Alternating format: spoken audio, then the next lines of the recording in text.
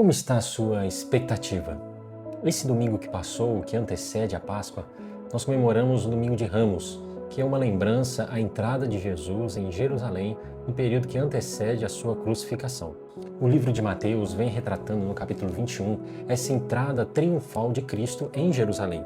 Lá no versículo 9, nós podemos ler que as multidões, tanto as que iam adiante dele como as que o seguiam, clamavam: Hosana, filho de Davi, bendito que vem em nome do Senhor, Hosana nas maiores alturas.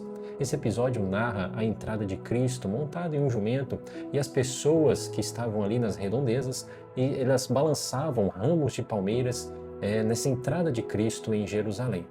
Como nós lemos, esse episódio narra as pessoas gritando Hosana, Hosana nas maiores alturas, em referência a Cristo entrando ali em Jerusalém. Hosana no original quer dizer salva-nos, salva-nos agora. A expectativa daquela população era que Cristo fosse alguém que derrubaria o Império Romano. Seria algo militarmente ou até politicamente, mas que derrubaria o Império Romano e livraria o povo judeu daquela escravidão, daquele subjugo que eles estavam do Império Romano. Então essa era a expectativa que o povo tinha desse Salvador, desse Messias que viria e estava ali representado na figura de Cristo. Então a expectativa deles estavam nessas coisas, em um libertador militar, um libertador político. Entretanto, quando Jesus entra em Jerusalém, e nesses 5 dias em que ele fica em Jerusalém, ele fala muito mais coisas sobre a humanidade, sobre a salvação, sobre o reino de Deus, do que propriamente essas coisas as quais eles esperavam em termos militares e políticos. Jesus, ao invés de tomar o caminho do templo, tomar o caminho do governo ali daquela região, Jesus toma o caminho da cruz. Toma o caminho do sacrifício, um caminho humilhante da morte em cruz. É interessante porque 5 dias após nós vemos esse mesmo povo que estava ali na entrada de Jerusalém, balançando os ramos de palmeira, colocando os tapetes no chão para que Cristo entrasse, gritando Hosana, salva-nos. Essa mesma população, 5 dias após, grita crucifica-o, crucifica-o.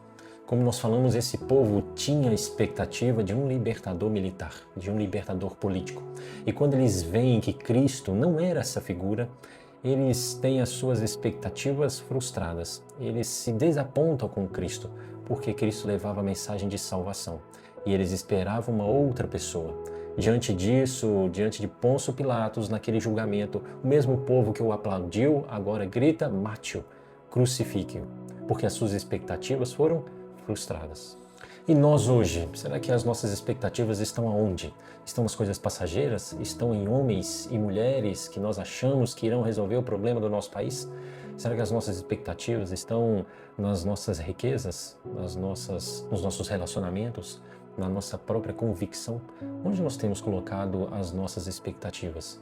No lugar certo ou no lugar errado? Será que a nossa expectativa está firmada em coisas passageiras ou está firmada em Cristo Jesus, que é o autor e consumador da nossa fé? Hoje temos visto muitos cristãos que colocam suas expectativas em homens e isso gerará frustração. Expectativas colocadas em lugares errados gerará tristeza, desapontamento. Nós vemos hoje um país acalorado em muitas questões, mas nós não podemos colocar a nossa esperança naquilo que é passageiro, naquilo que não se baseia a nossa fé. Mas pelo contrário, colocar a nossa expectativa em Cristo Jesus. E ali nós teremos a esperança de uma vida eterna com Ele, a esperança da salvação em Cristo Jesus. E esse texto nos ensina a não colocar a nossa esperança em lugares errados, que esse possa ser o nosso desafio, aprender com o povo ali nessa ocasião da entrada de Jesus em Jerusalém. Assim como eles colocaram expectativas erradas, tiveram expectativas erradas, nós possamos aprender a colocar as nossas expectativas no lugar certo. E nesses dias que antecedem a Páscoa, que você possa se lembrar disso, sobre onde você tem colocado a sua expectativa. E que você possa lembrar dessa Páscoa, da morte e ressurreição de Cristo Jesus, que é o nosso Salvador. Muito obrigado e que Deus te abençoe. E eu gostaria de dar os créditos a essa reflexão ao meu pastor e discipulador, o pastor Danny Anderson, que trouxe essa mensagem no domingo, a qual eu estou aqui replicando ela. Obrigado.